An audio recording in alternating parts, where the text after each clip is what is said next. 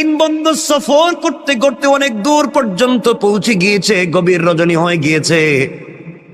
তিন বন্ধু চিন্তা করলে এখন কোথায় যাব। হঠাৎ করে ঝড় তুফানের কবলে পড়েছে।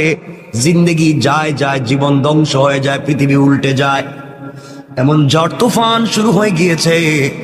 তিন বন্ধু বাঁচবার জন্য বহুত পথ আর পদ্ধতি খুঁজলো, কোথাও পেল না। শেষ পর্যন্ত তিন বন্ধু মিলে পাহাড়ের উপরে একটা বিশাল গর্তের ভিতরে প্রবেশ করেছে। গর্তের ভিতরে যখন প্রবেশ করেছে নিজেকে বাঁচাবার জন্য, হঠাৎ করে পাহাড়ের উপর থেকে বিশাল বড় একটা পাথর এসে তাদের গর্তের মুখটাকে বন্ধ করে দিল, রাত কাটিয়ে দিয়েছে। ঝড় তুফান থেমে গিয়েছে। তারা যখন বের হবে, পৃথিবীর সঙ্গে তাদের কানেক্টিংটা ফেল হয়ে গিয়েছে, কানেকশন হয় না। এমন গর্তে ঢুকেছে, পৃথিবীতে কি ঘটতেছে তারা বলতে পারে না, কারণ বিশাল বড় পাথর তাদের গর্তের মুখটাকে বন্ধ করে দিল। তিন বন্ধু মিলে একসাথে ধাক্কা দিতে লাগলো। প্রত্যেকটা মানুষের শরীরের লোমকূপের গোড়া থেকে ঘাম বের হয়ে গিয়েছে, কিন্তু সরিষার দানা পরিমাণ ওই পাথরটাকে নড়ানো যায় নাই। আল্লাহ রব্বুল ইজ্জতুল জালালের পরীক্ষা তাদের জন্য মুত্তাসিল হয়ে গেল। রব এইভাবে মানুষের দিলের পরীক্ষা নিয়ে থাকে। আমার বন্ধুগণ তিনজন মিলে পরামর্শ করলো, আর বাঁচা যাবে না। দীর্ঘক্ষণ চলে গেল, মরে যাবার মতো উপক্রম, পানিও নাই, খাবারও নাই, দম বন্ধ হয়ে যায়, অক্সিজেন নাই। তিন বন্ধু মিলে চোখের পানি ছেড়ে কান্না করে গভীর রজনীতে সেজদায় পড়ে গর্তের ভিতরে আল্লাহ কি ডাক দিয়ে বলেছে, আল্লাহ, জিন্দেগিতে অপরাধের শেষ নাই, এমন কোন অপরাধ করি নাই যা তোমার কাছে জানা নাই। রব, সব তো আমরা করছি, কিন্তু বিপদে পড়ে দেখছি এখন তো আমার সন্তানও আমাকে বাঁচাতে পারবে না, স্ত্রী, মা, বাবা, আত্মীয় স্বজন কেউ বাঁচাতে পারবে না।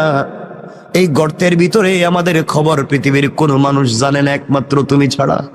আল্লাহ, এমন বিপদে পড়েছি, একমাত্র তুমি পারো আমাদেরকে বাঁচাতে, কিন্তু কোন মুখে তোমার কাছে হাত উঠাবো আর দোয়া করবো? আল্লাহ, জীবনে যে এমন কোনো গুনাহ নাই যে গুনাহ করি নাই, জিন্দেগিতে এমন কোনো খারাপ কাজ নাই যা আমরা করি নাই, কি বলে তোমার কাছে হাত উঠাবো? তুমি যদি বলো আমি তোদেরকে চিনি না।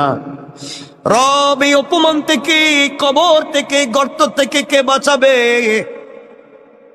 তিনজন মিলে পরামর্শ করে সিদ্ধান্ত নিয়েছে, আমাদের জিন্দেগিতে যদি এমন একটা কাজ থাকে রে, যেই কাজটা একমাত্র আল্লাহর সন্তুষ্ট করবার জন্য করছিলাম, পৃথিবীর কোন মানুষকে দেখাবার জন্য করি নাই, এমন যদি কারো জীবনে একটা মাত্র কাজ থাকে, কয়টা?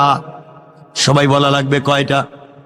এমনকি আমাদের জিন্দেগিতে যদি একটা মাত্র ভালো কাজ থাকে, যেটা একমাত্র রবকে সন্তুষ্ট করবার জন্য করেছি, আজকে ওই কাজের ওসিলা নিয়ে রবের কাছে চাইব।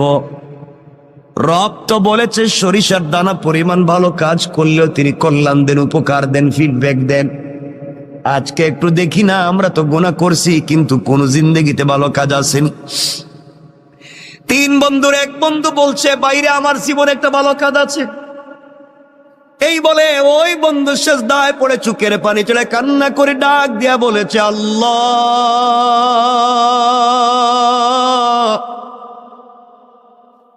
আমার জিন্দেগিতে একটা ভালো কাজের কথা আমার মনে পড়েছে। রব, আমার মন বলছে এই কাজটা একমাত্র তোমার জন্য আমি করছি, পৃথিবীর কেউ আমাকে বাধা দিতে পারবে না। আয় আল্লাহ, আমার চাচাতো বোন, যাকে আমি প্রাপ্ত বয়স্ক হওয়া থেকে যার পিছনে লেগে আছি, যাকে একটা বার স্পর্শ করতে চাই, একটা বার আলিঙ্গন করতে চাই, আমি তার সঙ্গে জেনা করতে চাই, মেলামেশা করতে চাই, তার মতো সুন্দরী মেয়ে আর নাই, কিন্তু আল্লাহ কোনোদিন তাকে আমার ভাগে নিয়ে আসতে পারলাম না, কোনোভাবে কথা বলে ফুসলাতে পারলাম না। আমার ওই চাচাতো বোনের বিয়ে হয়ে গিয়েছে। বিয়ে হয়ে যাওয়ার পরে, তার স্বামীর বাড়িতে যাওয়ার পরে কিছুদিন পরে তার কি একটা বিপদ হয়েছে, তার সন্তান একটা হয়েছে, কিন্তু আমার মাথা থেকে তার চিন্তা যায় নাই। আমি তখনও সুযোগ খুঁজছিলাম, বোনকে যদি কোনোভাবে পাই তার সঙ্গে জেনা করব। আল্লাহ, বোন আমার কাছে কিছু ঋণের জন্য আসছিল। আমি বলছি, বোন রে, তুই যখন আমার কাছে ঋণ চাইছ, যা চাইবে তাই দিব, ঋণ না একেবারেই দিব।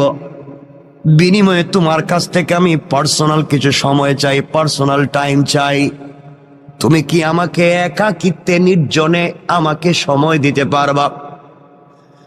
আয় আল্লাহ তাআলা, আমার বোন দেখেছে এই পৃথিবীতে এই মুহূর্তে টাকা ছাড়া তার সন্তান বাঁচবে না, তার পরিবার চলবে না।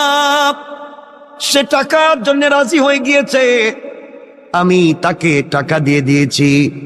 আয় আল্লাহ, আমি নির্ধারিত সময় আর দিন বলে দিলাম। নির্ধারিত সময়ে যখন সে যে ঘর বলেছে, আমি ঘরে পৌঁছে গেলাম। আমি ঘরের ভিতরে গিয়ে দেখি আমার বোন চুকের পানি ছেড়ে ছেড়ে কান্না করে আল্লাহরে বলছে, আল্লাহ, পুরা জিন্দগি সতীত্বের হেফাজত করেছি, পুরা জিন্দগি নিজের চরিত্রের হেফাজত করেছি। আল্লাহ, আজ না আমি বড় বিপদগ্রস্ত। আল্লাহ, কিছু ঋণ আনবার কারণে ও আমার সাথে জেনা করতে চায়। কুকর্মগুলাকে দূর করে তোমার দ্বীনের বুঝ দিতে আল্লাহ, তার ভিতরে কি তোমার ভয় ঢুকাইয়া দিতে পারো না? আমি ঘরের ভিতরে গিয়ে আমার বোনের হাত ধরেছি। বোন ডাক দিয়া বলছে, বাইরে, তোর ভিতরে কি আল্লাহর ভয় নাই?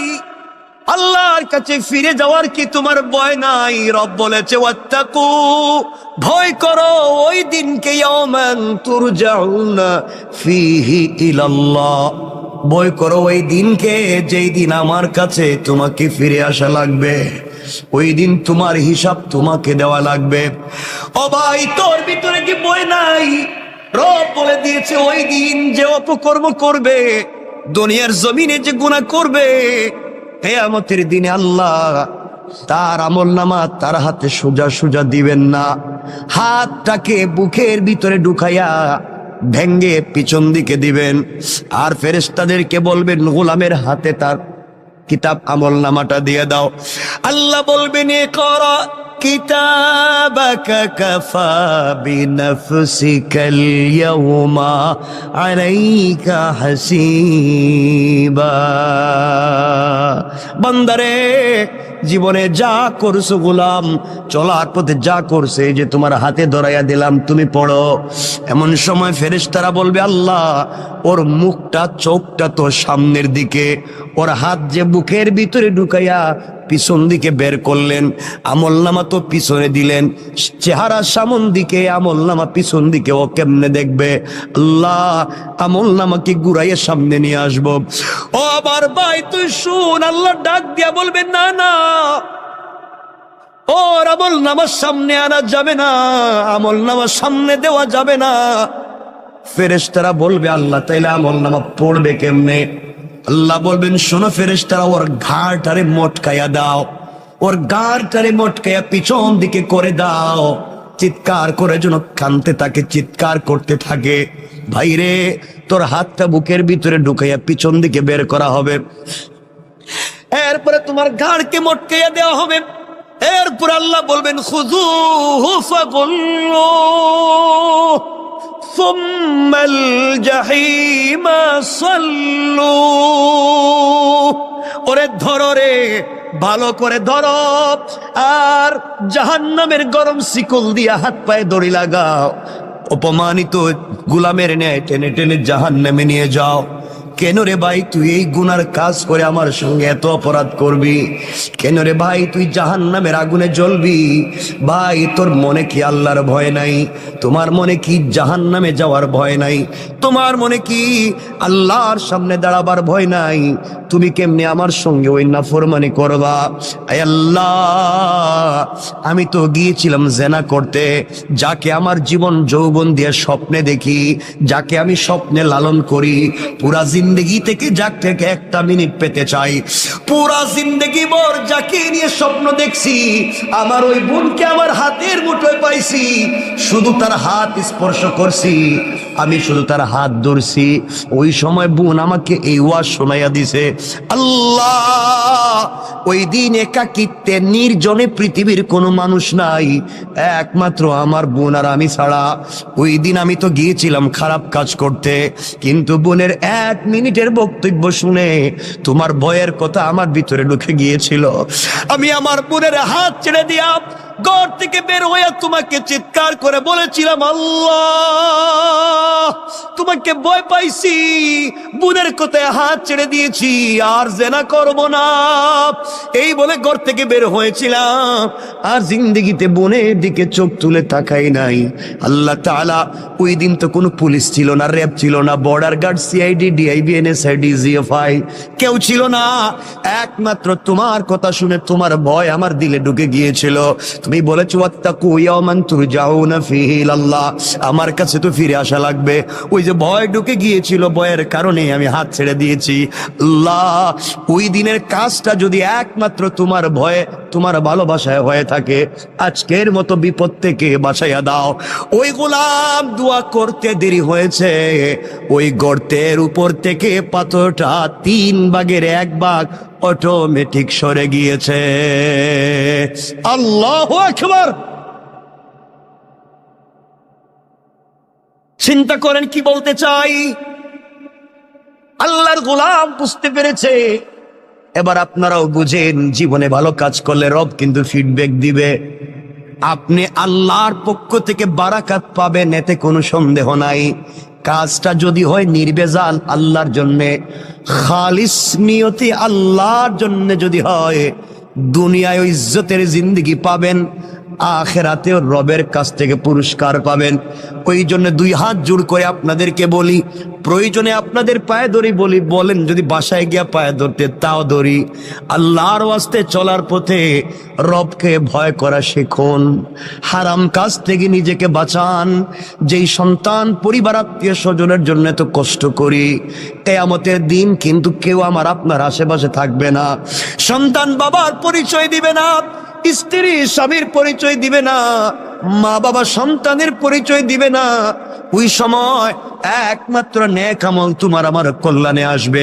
কথায় কথা চলে আসছে, মাঝখান দিয়া বলে দেই, যদি আপনি জিন্দেগিতে দুনিয়ার জমিনে কোরআন তিলাওয়াত করা শিখতে পারেন, কোরআন তিলাওয়াত করেন, শুধুমাত্র কোরআন তিলাওয়াত, এত ছোট্ট একটা আমলও যদি করেন, আল্লাহর রাসূল সাল্লাল্লাহু আলাইহি ওয়াসাল্লাম বলে দিয়েছে, পৃথিবীর জমিনে কেউ যদি কোরআন তেলাওয়াতকারী হয়, ওই কোরআন তেলাওয়াত তাকে জান্নাতে না পৌঁছানো পর্যন্ত আল্লাহর দরবারে সুপারিশের শাফাআত করা বন্ধ করবে না।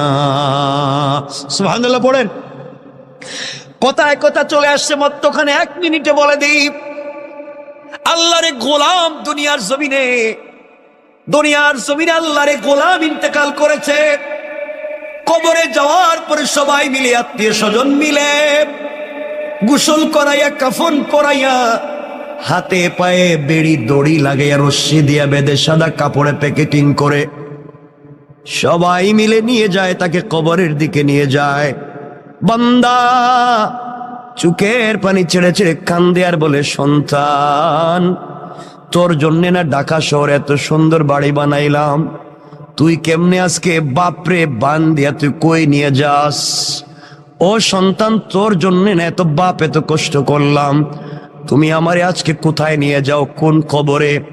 সন্তান বলছে, হয়তো জুরাইন কবরস্থানে, আজিমপুর গুরুস্থানে, কোন জায়গায় নিয়ে যায়? সন্তান নিয়ে যায়। বাবা কাফনের ভিতর থেকে কান্দে, কেউ দুনিয়ার আওয়াজ শুনে না। ডাক দিয়া দেখে তার ভাইও তার খাটিয়ায় ধরছে। বাইরে ডাক দিয়া বলে, ভাই রে, আমার গলা না জড়াইয়া নাকি তুই ঘুমাইতি না? আমার গলা না জড়াইলে নাকি তোর ঘুম আসতো না?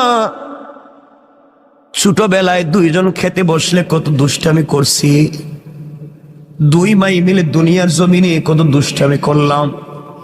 কেমনে রে ভাই তুই আজকে আমাকে, কেমনে তুই আমাকে ভুলে গিয়া জাহান্নামের কবরের দিকে নিয়ে যাস? ভাই কথা শুনবে না, তাকে দেখবে তার কলিজার টুকরা বন্ধু সেও খাটিয়ে ধরে আছে, কবরের কাছে নিয়ে বলছে মিনহা খালাকনাকুম ওয়া ফিহা নুঈদুকুম ওয়া মিনহা নুখরিজুকুম তারাতান উখরা। সবাই ডাক দিয়ে বলতেছে ওখান থেকেই তুমি আসছিলা, আবার তোমাকে মাটিতে ঢুকাইয়া দিতেছি, কিয়ামতের দিন কিন্তু তুমি ওখান থেকেই উঠবা।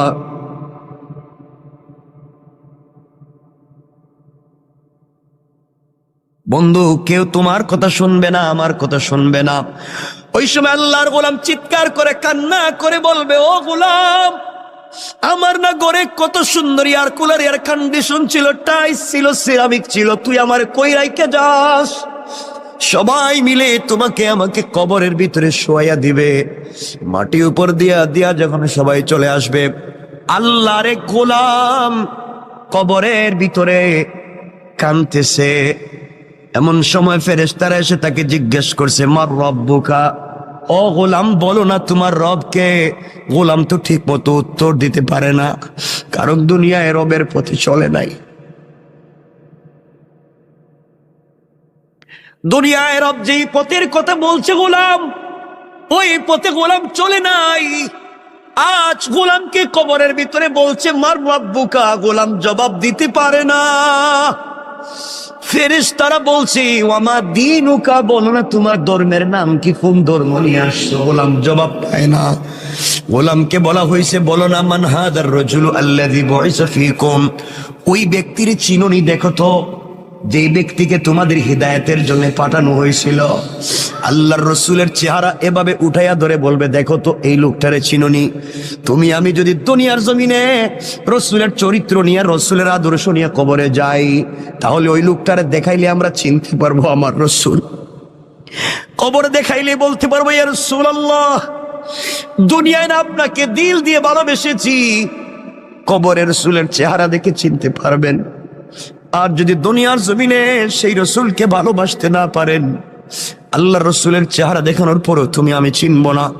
ফেরেশতারা যখন 3টা প্রশ্নের জবাব পায় নাই, তাকে আঘাত করার জন্য 70 জন অন্ধ ফেরেশতা এক একজন ফেরেশতার ওই কাঁধ থেকে, ডান কাঁধ থেকে বাম কাঁধে যেতে লাগবে 700 বছর। এমন 70 জন ফেরেশতা হাতের মধ্যে লোহার মুগুর নিয়ে দাঁড়িয়ে আছে, আঘাত করবে। 70টা সাপ বিচ্ছু দাঁড়িয়ে আছে, তাকে খেয়ে ফেলবে। চিৎকার করে আল্লাহর গোলাম কাঁদবে, তাও কেউ শুনবে না, কারণ এই দুনিয়ায় কাঁদলে তো কেউ না কেউ শুনবে, কিন্তু কবরে কাঁদলে কেউ কথা শুনবে না। ওই দিন একমাত্র রব শুনবেন। দুনিয়ায় রবরে শুনাইয়া যাও, কবরে গেলেও রব তোমার কথা শুনবেন।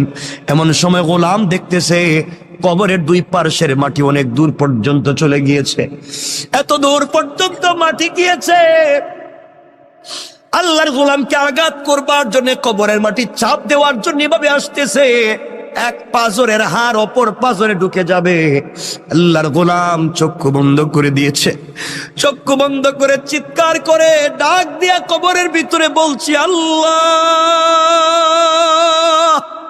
কেউ নাই, এই বিপদে আমার সন্তানও নাই, সন্তান আমার বিছানায় ঘুমায়, স্ত্রী হয়তো অন্যের হাত ধরে অন্য কাউকে বিয়ে করে ফেলেছে, বা এগুলা হয়তো আমার সম্পত্তি এত মুহূর্তে বাগ বাটুয়ারা করে ফেলছে।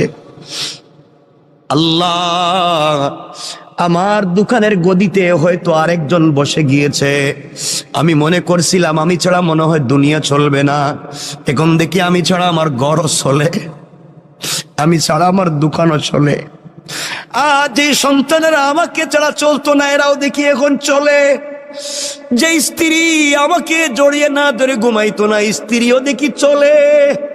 আল্লাহ, দুনিয়া তো আগের জায়গায় আছে, কিন্তু আমি যে নাই, আমার কথা কেউ মনে করে না। গোলাম কান্দে, চিৎকার করে কান্দে। এমন সময় দেখে তার পাজরে হাত এক পাশে ঢুকায় দেওয়ার জন্য কবরের মাটি যখন তাকে আঘাত করবার জন্য আসছে, চিৎকার করে কাঁদতেছে।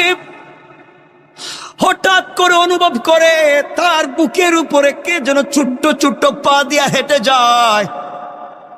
কিরে, আমার বুকের উপরে আবার হাঁটে কে? চক্ষু খুলে দিয়েছে। চক্ষু খুলে দেখে সবাই যার যার জায়গায় দাঁড়িয়ে আছে, কেউ আর আঘাত করে না। আর তাকাইয়া দেখে তার বুকের উপরে সবুজ চড়ুই পাখির মতো একটা পাখি তার বুকের উপরে হেঁটে হেঁটে যায়। আল্লাহু আকবার। গোলাম চিৎকার করে বলছে, কে রে তুমি? ডাইনে মাটি, বামে মাটি, নিচেও মাটি, উপরেও মাটি, তুমি কেমনে ঢুকলা? আমি তো অক্সিজেন নিতে পারি না। পাখি আল্লাহর কাছে বলছে, আল্লাহ তুমি আমার জবানটা খুলে দাও, আমি তোমার বান্দার সাথে 1 মিনিট কথা বলি। আল্লাহ পাখির জবান খুলে দিয়েছেন। পাখি চিৎকার করে বলছে, আল্লাহর গোলাম তুমি কাঁদবা না, তুমি আজকে টেনশন করবা না, তুমি অনেক কথার জবাব দিতে পারো নাই, কিন্তু আমি দুনিয়ার গাছের ডালে ডালে বসে সাধারণ পাখি না, আমি দুনিয়ায় বসবাস করার দুনিয়ার কোন প্রাণী আর পাখি না। আমি হলাম তুমি এত কিছুর ভিতরেও যে প্রতিদিন ঘুমানোর আগে, এশার পরে ঘুমানোর আগে তুমি যে প্রতিদিন সূরা মুলক তিলাওয়াত করে ঘুমাইতে, আমি হইলাম সেই সূরা মুলক। আল্লাহ আমাকে পাখির সূরত ধরাইয়া তোমার বুকের উপরে বসাইয়া দিয়েছে। ও আল্লাহর গোলাম, নাওম কা নাওমাতিল আরুস, তুমি আমার ডানার নিচে ঘুমাও। এই বলে ছোট্ট পাখিটা তার 2টা ডানা কবরের 2 পারে ধাক্কা দিয়ে রেখে দিয়ে বলছে, ঘুমাও। বান্দা বলছে, পাখি রে, তোর পাতলা হালকা 2টা ডানা দিয়া কি কবরের মাটিরে আটকায় রাখতে পারবে? পাখি বলতেছে, ঘুমাও। ফুলসজ্জার রাত্রে স্বামী স্ত্রী যেভাবে ঘুমিয়ে যায়, কখন সূর্য উদিত হয় বলতে পারে না, কখন সকাল হয় বলতে পারে না, তুমি এইভাবেই আমার ডানার নিচে ঘুমাইয়া যাও। কিয়ামতের দিন পর্যন্ত আমি তোমার বুকের উপরে বসে গেলাম, এই কবরে কেউ তোমাকে আযাব দিতে পারবে না। আল্লাহর গোলাম, তাও তোমাকে বলে দিলাম, আমি তো সূরা মুলক তোমাকে জানাইয়া দিলাম, কবরেও তোমাকে হেফাজত করব, পুলসেরাতেও করব, মিজানেও করব, যতক্ষণ পর্যন্ত সুপারিশ করে শাফাআত করে আল্লাহর জান্নাতে তোমাকে না পৌঁছাবো, ততক্ষণ পর্যন্ত আমি সূরা মুলকের সুপারিশ তোমার পক্ষ থেকে আল্লাহর দরবারে আমি বন্ধ করব না। আল্লাহু আকবার।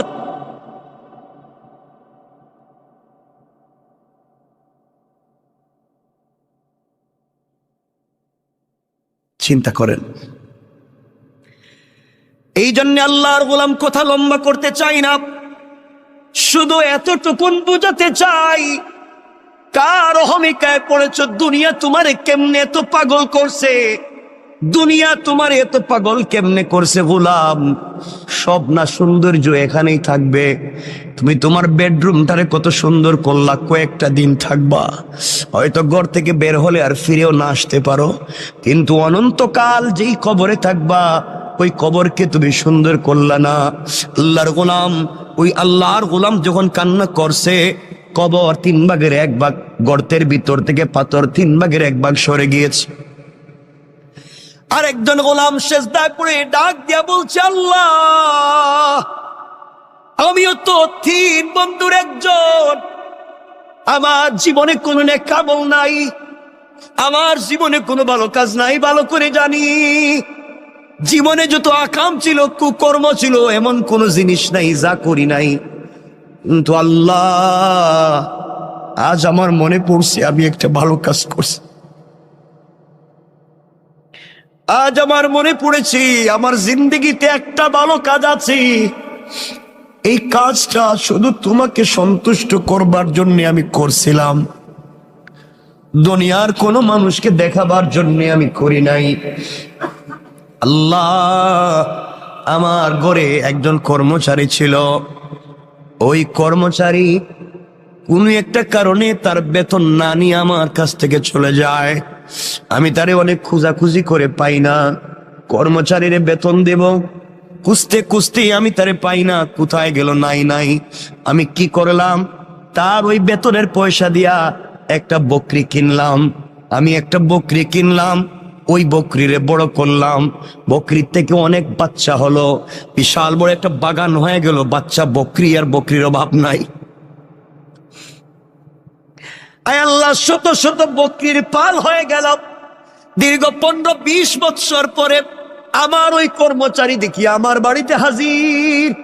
আমাকে ডাক দিয়া বলছে, মালিক, অমুক দিন অমুক তারিখেও আপনার বাড়িতে আমি কর্মচারী ছিলাম, আমার নাম যে এই নাম, আমি কিন্তু চলে গিয়েছিলাম একটা কারণে। আমি আজ আপনার কাছে ফিরে এসেছি, কাজের জন্য আসি নাই।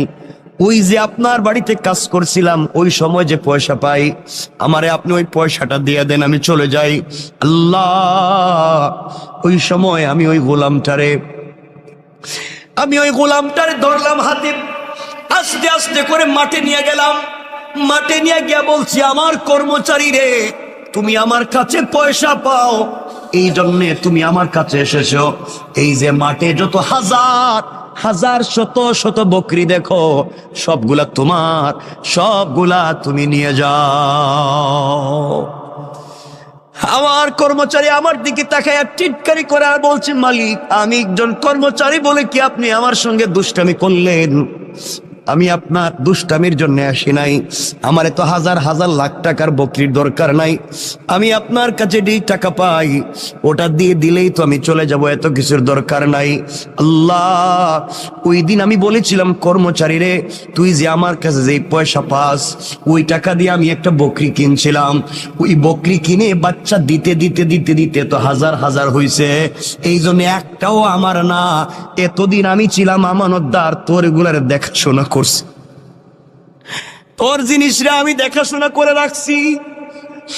জানি না ঠিক মতো আমানত রক্ষা করতে পারছি কিনা, তোমার সম্পদের আমানত রক্ষা করতে পারলাম কিনা। মালিক তার কর্মচারীরে বলতেছে, আর আমরা কর্মচারীর সঙ্গে যেই ব্যবহার করি, মনে রাখবেন আজকে সে কর্মচারী, কাল হয়তো আখেরাতে সে মালিক হয়ে যাবে। আপনি গোলামের মতো তার পিছনে ঘুরবেন, তার দিলে যদি কষ্ট দেন, কোনোভাবে যদি সে কষ্ট পায়, কিয়ামতের দিন বুঝবেন কর্মচারীর আপনার কি প্রয়োজন, ওই দিন বুঝবেন। এই জন্য আল্লাহর ওয়াস্তে, আল্লাহ যাদেরকে পয়সার মালিক বানাইছেন, কর্মচারীর সঙ্গে খারাপ আচরণ করবেন না, খারাপ ব্যবহার করবেন না। আমার বন্ধুগণ, ওই দিন বুঝবেন আমার কথাটার কত দাম ছিল, কত লৌট ছিল। আল্লাহর গোলামের কথা শুনে কর্মচারী সিজদায় পড়ে ডাক দিয়া বলেছে, আল্লাহ, যেই মালিক কর্মচারীর পয়সার আমানত রক্ষা করার জন্য এত বড় বড় বড় বিজনেস বানাইছে, বকরির পাল বানাইছে, আল্লাহ, আমার ওই মালিক রে দুনিয়ায় ইজ্জতের জিন্দেগি দিও, ইন্তেকালের পরে জান্নাতুল ফিরদাউস দিও। আল্লাহু আকবার। আয় আল্লাহ, ওই দিন যে হাসি মুখে আমি আমার কর্মচারীর কাছে যে সম্পদগুলা তাকে ফিরাইয়া দিলাম, তার ওই টাকা দিয়া যে এত কিছু বানাইলাম, আমি চাইলে ওই সময় তাকে যে টাকা সে পায়, 500 দিনার 100 দিনার দিরহাম পায়, ওটা দিয়ে দিলেই সে খুশি হয়ে যাইতো। কিন্তু এতদিন পরে আসছে, আমি তারে একটা বকরি দিলেই সে খুশি হয়ে যাইতো। আমি তারা যে হাজার হাজার বকরি দিয়ে দিলাম, এই যে একমাত্র আমানত রক্ষা করার জন্যে, আমানত রক্ষা করলাম। এই যে তোমাকে ভালোবেসে, তোমার ভয়ে আমি ওই কাজ করলাম। আল্লাহ, ওই দিনের কাজ যদি তোমার কাছে পছন্দ হয়, আজ কি তুমি আমাদেরকে বিপদ থেকে বাঁচাতে পারো না? তুমি না বলছো ভালো কাজ করে দোয়া চাও, কল্যাণের কাজ করে কল্যাণের উসিলা নিয়ে দোয়া চাও।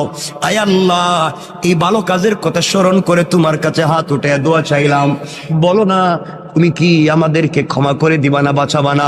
আল্লাহর গোলাম ওইভাবে কান্না করে দোয়া করতে দেরি হয়েছে, তাদের মাথার উপর থেকে ওই পাথরের 3 ভাগের 2 ভাগ সরে গিয়েছে। আল্লাহু আকবার। 2 ভাগ সরে গিয়েছে।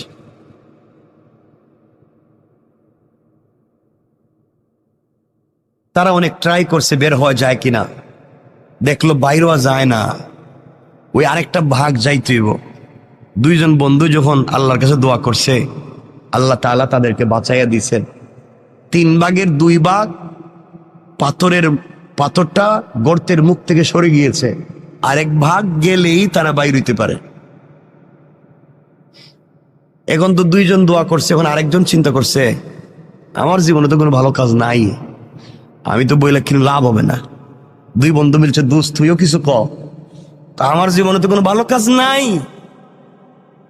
জানি আমি তো তোদের চাইতেও খারাপ। না, মনে কর তোর কোনো ভালো কাজ আসেনি জীবনে, মনে করে দেখ, থাকলে একটু ক আল্লাহরে। আজকে বাস্তবতে নিয়ে মরা ছাড়া পথ নাই। এমন সময় গোলাম বলতেছে, ভাই আমারও তো একটা ভালো কাজের কথা মনে পড়ছে। সুবহানাল্লাহ বললেন, জোরে আওয়াজ করে পড়েন না সুবহান।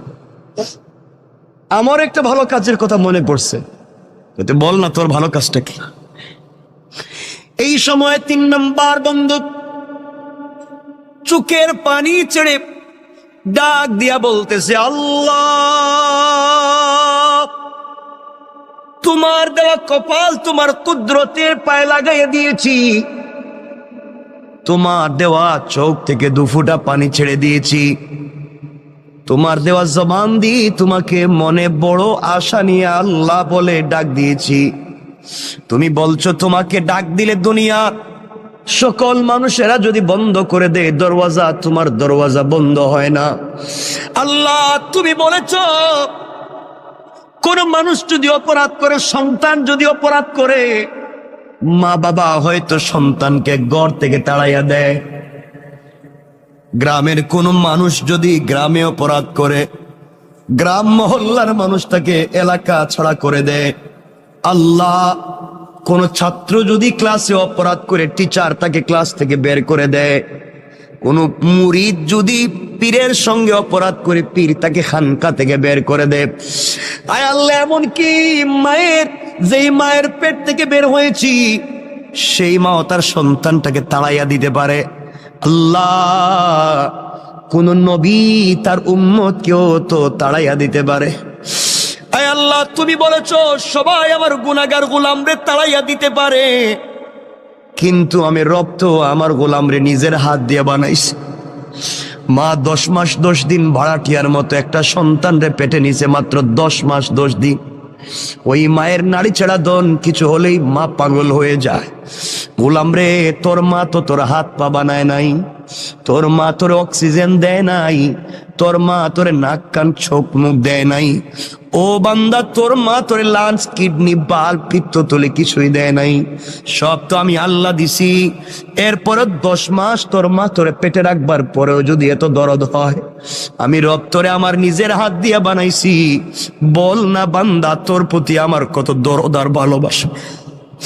ও বান্দা, দুনিয়ার সকল মানুষের দরওয়াজা যদি বন্ধ হয়ে যায়, আমি কথা দিলাম বান্দারি, আমার দরওয়াজা তোমার জন্য সকল সময় খোলা থাকবে। বলো না কি চাও। এবার বান্দা ডাক দিয়া বলে, আল্লাহ আমি একজন বকরির রাখাল, আমি প্রতিদিন বকরি রাখালি করি। বাড়িতে যাই বিকাল বেলা, সকাল বেলা বাড়ি থেকে বের হই, বিকাল বেলা বাড়িতে যাই। যাওয়ার পরে প্রথমে বকরির থেকে দুধ নেই, ওই দুধ নিয়ে প্রথমে আমার বৃদ্ধা মা পাপড়ে খাওয়াই। আমার মা তখন বেঁচে আছেন, আমার মারে দুধ পান করাই। মা ইচ্ছে মতো শান্তি মতো পেট ভরে দুধ পান করবার পরে বাকিটুকুন দুধ নিয়ে আমি আমার সন্তানদের কাছে বন্টন করে দেই। সন্তানেরা পান করে এরপরে ঘুমাইয়া যায়, এরপরে আমরা পান করি। আয় আল্লাহ,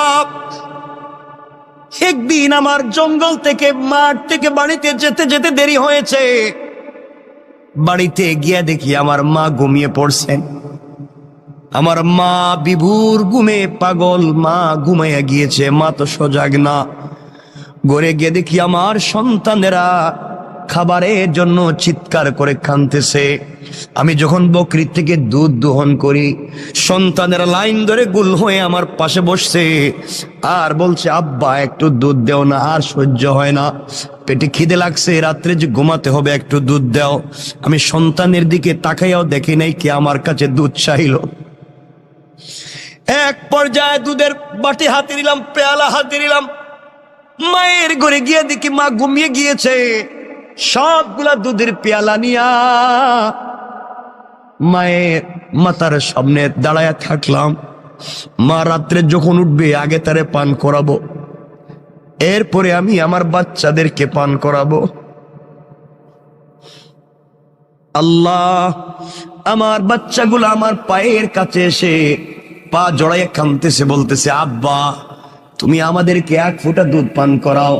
সারা রাত সন্তানের কান্তি কান্তে আমার পায়ের কাছে ঘুমায়া গেল, এক ফোঁটা দুধ আমি সন্তানদেরকে আগে দেই নাই। ওই মায়ের অপেক্ষা করতেছি মা কখন ঘুম থেকে উঠবে। আয় আল্লাহ, ও মুনিব, এইভাবে সারা রাত চলে গিয়েছে।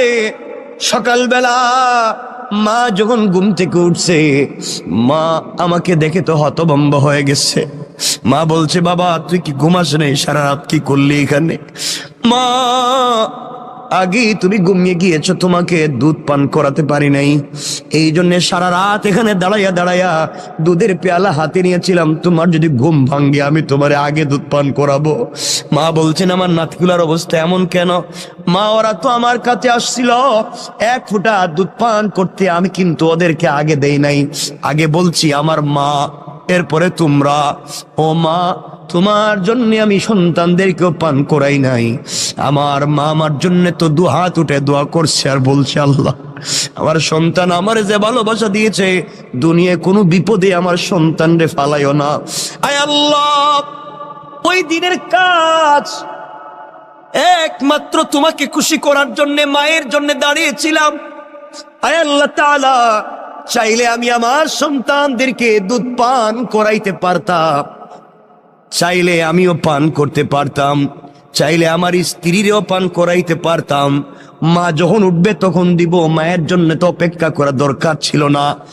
একমাত্র তোমাকে ভালোবেসে, তোমাকে মোহাব্বত করে, তোমাকে পাওয়ার জন্যে, তোমাকে খুশি করার জন্য আমি যে কাজ করছি, এই কাজটা যদি ওই দিন তোমার কাছে পছন্দ হয়ে থাকে, আজকের বিপদ থেকে আমাদেরকে বাঁচাইয়া দাও ওসিলা নিলাম।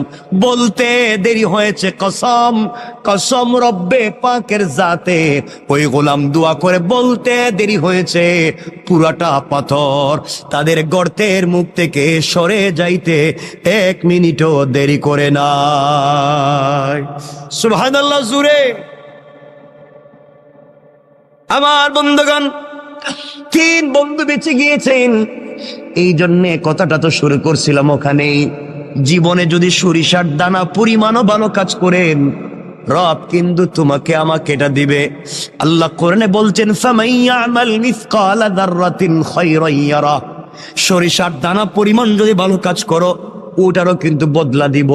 ওয়ামাইয়ামাল মিসকালা যাররাতিন শাররান ইয়ারা, আর তোমরা যদি খারাপ কাজ করো সরিষার দানা পরিমাণ, তারও হিসাব দেওয়া লাগবে। এই জন্যে দুহাত জোড় করে যেই কথা শুরুতেই বলছিলাম, দরকার হলে পায়ে ধরে বললাম, আল্লাহর ওয়াস্তে চলার পথে ভুল তো করব না, মানুষের হক মারব না, আমানতের খেয়ানত করব না, অন্যায় আচরণ করব না, ছোট থেকে ছোট হলেও আল্লাহকে সন্তুষ্ট করার জন্য ভালো কাজ করব। রব বলে দিয়েছে, তুমি যদি আমাকেই পাওয়ার জন্য ভালো কাজ করো বান্দা, আমি কথা দিলাম তোমার এই ছোট্ট একটা আমলই তোমাকে জান্নাত পর্যন্ত নিয়ে যেতে পারে। পড়েন সুবহানাল্লাহ। আমার কথা কি আপনারা বুঝছেন এতক্ষণে? তাহলে এত আলোচনা করে যেটা বোঝাতে চাইলাম, এই পুরো 1 ঘন্টা কথা বলছি, একটা বিষয় বোঝাবার দিন, যে আমাকে আপনাকে ফিরে যাওয়া লাগবে আল্লাহর সামনে। সরিষার দানা পরিমাণ ভালো কাজ করলেও জবাব দিতে হবে, খারাপ কাজ করলেও জবাব দিতে হবে। সুতরাং আমরা কোনোভাবে অন্যের সম্পত্তি তো নিজে খাবো না, নিজের লিডার হলে কখনো পাবলিকরে ঠকাবো না, এবং নিজের সম্পত্তি বাঁচাবার জন্য, অন্যের সম্পত্তি ধ্বংস করবার জন্য রাষ্ট্রের কাছে কুপ্রস্তাব দিয়া কাউকে বিপদে ফেলবো? বলেন ফেলবো? এটা হলো এতক্ষণের আলোচনার মূল মাকসাদ, আয়াতের মৌলিক ভাবার্থ। এতক্ষণ যদি কথা বুঝে থাকেন তো বলেন, রব একজন মানুষ ভালো কাজ করছে, তার উপকার দিচ্ছেন না? কথা তো অনেক মনে পড়ে, কিন্তু আমাদের সময় তো কমে যাইতেছে। কমে গেছে না? আপনাদের অসুবিধা হইতেছে নি? সময় যদিও আছে আমার হাতে, কর্তৃপক্ষের দেওয়া, কিন্তু আপনাদের তো কষ্টের দিকে আমার খেয়াল রাখতে হয়, যেন কষ্ট হইতেছে কিনা বুঝতেছি না। হয় না? বেশি নিব না, যদিও লম্বা হয় আমি নিব না। কথা বলতে চাই, রব বলেছেন উপকার করলে তিনি দিবেন কি দিবেন না? বলেন না, দিবেন।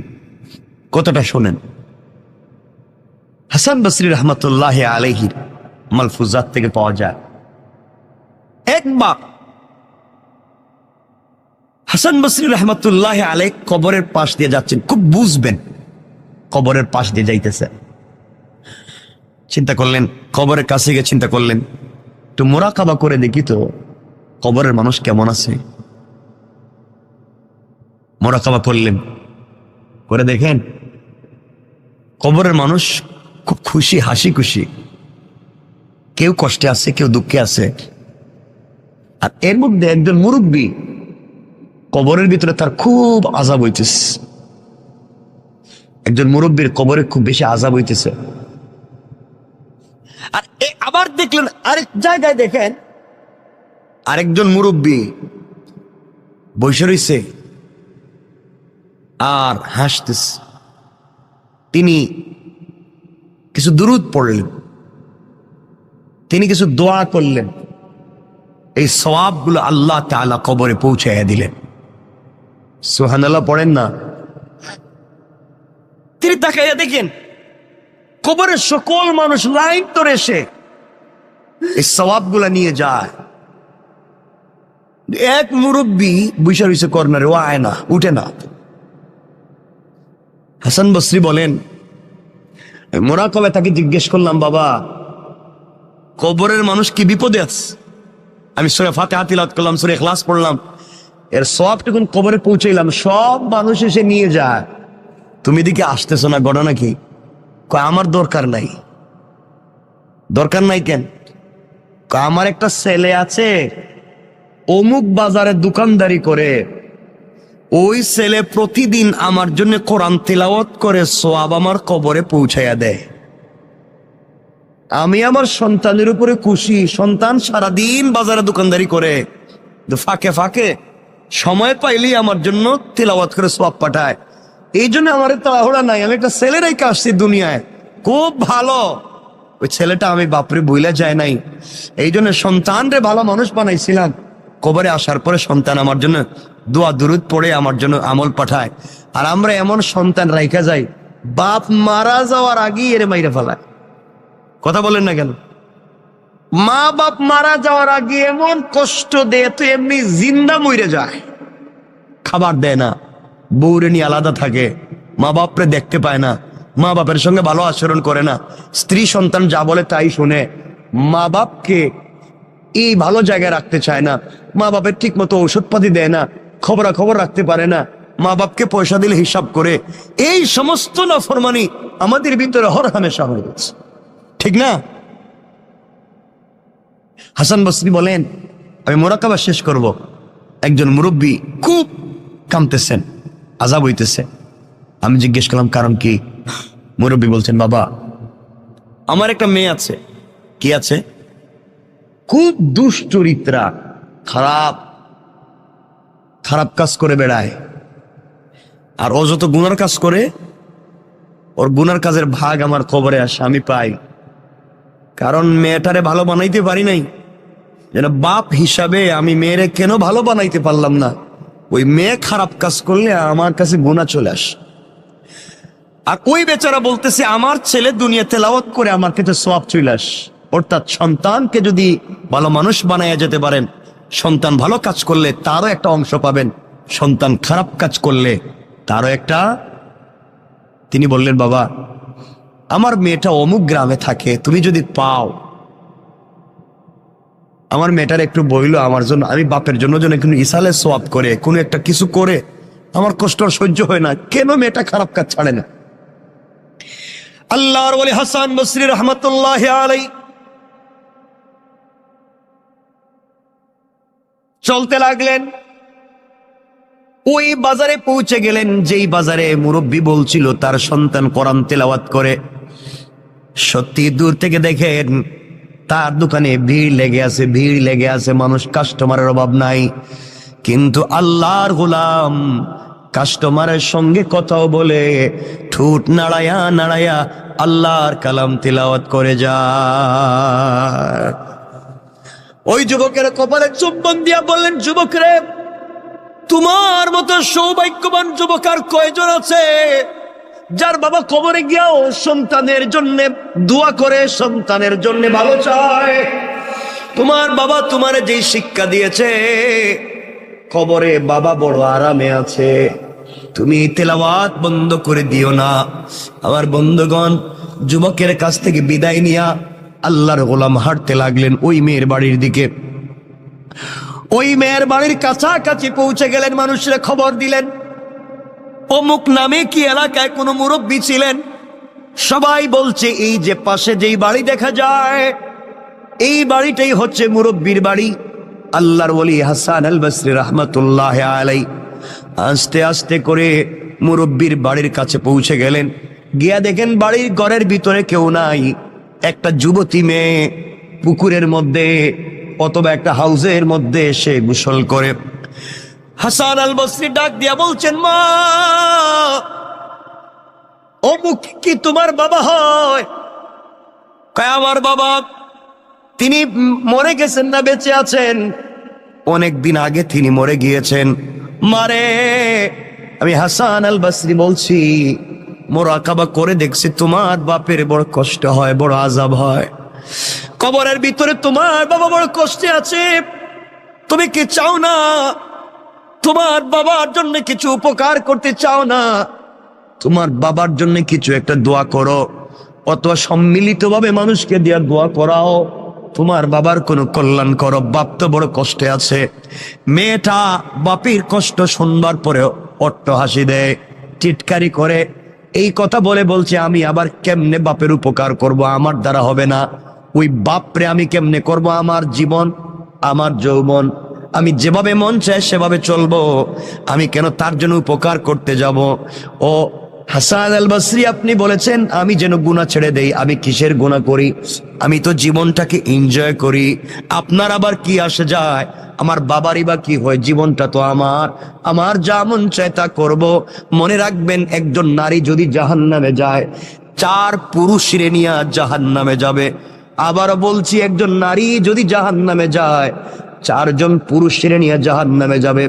নারী যদি জাহান্নামে যায়, তার বাপরে নিয়ে যাবে। নারী যদি জাহান্নামে যায়, তার স্বামীরে নিয়ে যাবে। নারী যদি জাহান্নামে যায়, তার ভাইরে নিয়ে যাবে। নারী যদি জাহান্নামে যায়, তার সন্তানরে নিয়ে যাবে। কেন সন্তান তাকে ভালো পথে রাখলো না? কেন ভাই তাকে ভালো পথে রাখলো না? কেন স্বামী তাকে ভালো পথে রাখলো না?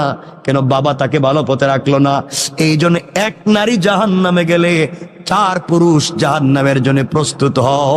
আল্লাহ রাব্বুল ইজ্জত ওয়াল জালালের ওলি হাসান আল বসরি যখন মেয়েটাকে বললেন, মেয়ের কাছ থেকে ভালো উত্তর পেলেন না।